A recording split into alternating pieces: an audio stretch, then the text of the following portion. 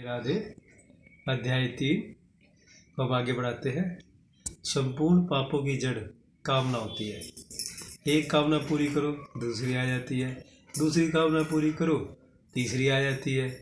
हमारे शरीर मरते रहते हैं लेकिन ये कामना नहीं मिटती। कामना जोगी तो बनी रहती है।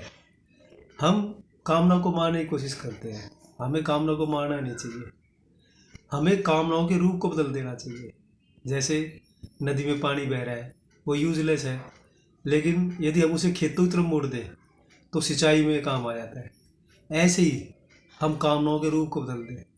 पहले कामनाएं आती थी संसारिक, अब कामनाएं आ रही है आध्यात्मिक। रूप बदल दिया कामनाओं का। कामना तो कामना है, आध्यात्मिक भी कामनाएं हैं, लेकिन आध्यात्मिक कामना होती है जैसे भाई मेरा मन कर रहा है मैं तीर्थों पे जाऊँ, मैं भजन गाऊँ, मैं दान पुण्य करूँ, मैं रामायण पढ़ूँ, मैं गीता पढ़ूँ, मैं कोई ग्रंथ पढ़ूँ, मैं किसी की सेवा करूँ, भले कर्म करूँ। ये सब आध्यात्मिक कामनाएं हैं। तो ये आध्यात्मिक कामनाएं मनुष्य को भगवान के नज़दीक ले जाती है। तो हमने कामनाओं के रूप को बदल देना चाहिए। ये और दूसरा तरीका है कि दूसरों की कामनाएं पूरी करने में जब हम अपने जीवन को लगाते हैं तो हमारी खुद की कामनाएं अपने आप ही मिटनी शुरू हो जाती है।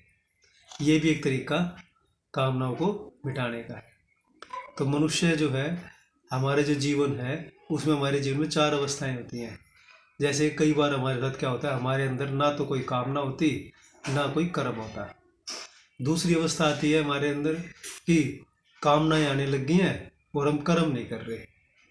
और तीसरी अवस्था आती है कि कामना भी हो आ रही है और कर्म भी हो रहे हैं।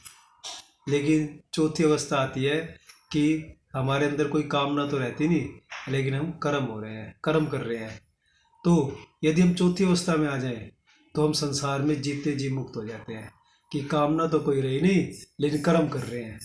तो भगवान कहते हैं कि जिसने कामना को जीत लिया वो संसार में जीते जी मुक्त हो गया। राधे राधे।